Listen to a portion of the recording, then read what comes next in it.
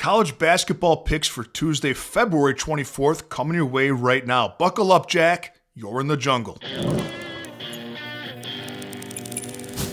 Off the jump, it's the best bet for today's show, my daily sizzler. It's Texas Tech minus 5.5 at home over Cincinnati. Cincinnati is the much more inferior team in a letdown spot coming off of a huge win at Kansas. It's a focus spot for Texas Tech as they lost to Arizona State last Tuesday straight up as a 7.5 point favorite. They returned home and put up 100 points on KSU.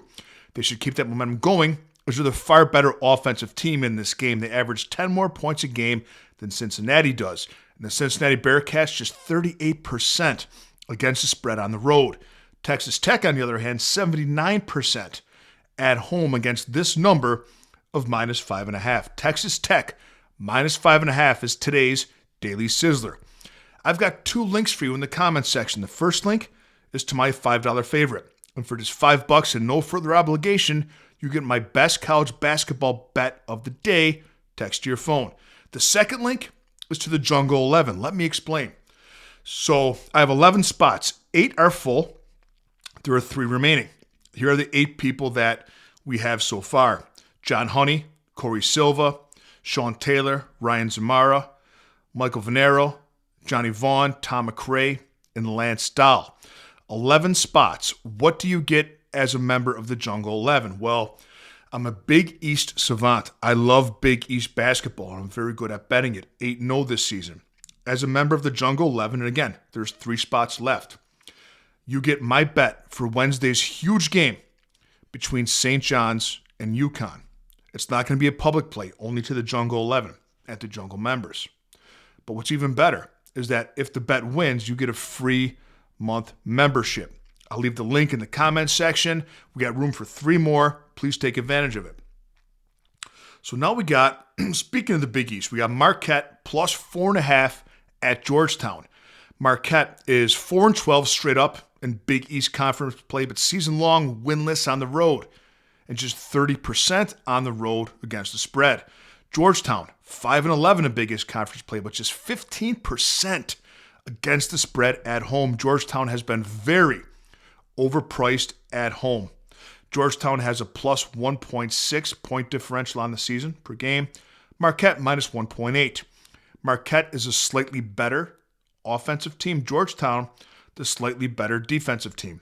Marquette can score. They put up 76 points on Wisconsin earlier this season. Most recently, they put up 88 on Xavier and 74 in a tight game against Villanova. This should be a tightly contested game. Not many threes will be taken. Neither team relies on the three, and Marquette is the much more efficient two-point offense. Georgetown just 287th in the country of 365 teams in two-point efficiency. Neither team is really incredibly efficient nor dominant in any way, but the lack of offensive efficiency from Georgetown tilts me toward the points with Marquette. Take the 4.5 with the Golden Eagles. Let's stay in the Big East. Xavier plus 5.5 at Providence. Providence, the highest scoring team in the conference, putting up 86.8 points per game. 8 more per game than Xavier does. But Providence gives up a ton too. They give up more points than anyone in the conference. Both teams are 5-11 straight up in conference play, but Xavier just 1-7 straight up on the road, 50% on the road against the spread. Providence, the exact same 50% against the spread at home. What moves the needle for me, however, is that Xavier is not a good shooting team. 7th best in field goal percentage in the Big East of 11 teams. And Providence, the second best shooting team behind UConn. Ahead of St. John's, Providence is a very good shooting team. They score points and they shoot the ball well. Providence is also the best rebounding team. In fact, they're the number 1 rebounding team in the Big East. So we have the home team who shoots better. Easier to shoot better at home, by the way, too. We talk about that. Different sight lines for visiting teams, different stadium. The way it works, it's very hard to shoot three-pointers on the road in college. Also, they rebound much better for those shots that Xavier will take and miss. Within the Big East, Providence beat Butler at home, Creighton at home as an underdog. The only road win within the conference that Xavier has was at Georgetown this year, and Georgetown has the exact opposite profile of this Providence team. Georgetown doesn't score. They play defense. The pace is slow. Providence is up-tempo. Shoot the ball. They score. I'm in love with Providence, minus 5.5. We go to the ACC. We have North Carolina State, NC State, plus 5.5 at Virginia, taking on the Cavaliers. Virginia beat the Wolfpack by 15 as a 4.5-point underdog on the road January 3rd. Virginia coming off of a narrow 3-point victory at home over Miami. They're 40% against the spread at home this season, but 80% against this number of minus 5.5. NC State coming off of a huge win at home over North Carolina after getting beat at home by Miami and getting blown out on the road by Louisville. Both teams are good offensively. NC State scores 85 points a game. Virginia scores 82. Both teams take and make a lot of three-pointers, but Virginia is the much better perimeter / three-point defense. Virginia allows the lowest three-point percentage of any team in the ACC, allowing just a 30.1% success rate to opponents beyond the arc. Better than Duke, better than everyone. North Carolina State, 14th in perimeter defense. And it's much more difficult to make three-pointers on the road. We talk about the sight lines for the shooters. Things are different. The arenas are so much different. And we talk about in college basketball, home court matters more than any other sport, more than home ice in hockey, more than home field in football, in college football, more than home court in college and pro basketball, and more than home diamond, home field in baseball and college baseball. The arenas are so different. The sight lines are very different.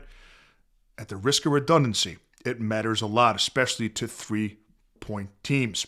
Virginia also the much better defense overall, allowing six less points per game than the Wolfpack do. I like Virginia minus the 5.5. Last game we're looking at, Tennessee minus 4.5 at Missouri. Tennessee 10-4 in the SEC straight up and 4-2 straight up against top 25 teams. Just 43% against the spread on the road. Missouri 8-6 inside the conference, 2-5 straight up against top 25 teams, and 44% against the spread at home. Tennessee has the best defense in the SEC. They allow just 69 points a game. Missouri allows 7 points more and doesn't really outscore Tennessee. Tennessee actually scores more points than Missouri does. If you're going to beat Tennessee, you have to either have a better defense, a more physical defense, be better on the glass, or outscore them. Missouri does neither. These are two teams that don't really shoot the three. They rely on paint points and they rely on the inside game. Tennessee's a better team overall, and everything that they do well travels. What doesn't travel? Three-point shooting, foul shooting. Defense, as I mentioned, they're the number one in the SEC. They're the number 2 rebounding team in the SEC. They have a rebound differential of plus 13.4 per game. They're also the number 1 assist team in the SEC. They move the ball well. These are all things that travel, right? Game plan, defense, rebounding, sharing the ball. None of that is affected by different courts. Sightlines, hostile crowds, the way that say three-point shooting and foul shooting are. I like Tennessee minus the 4.5. Put your favorite college basketball picks for Tuesday in the comment section, and I'll see you next time with a little more money in your pocket.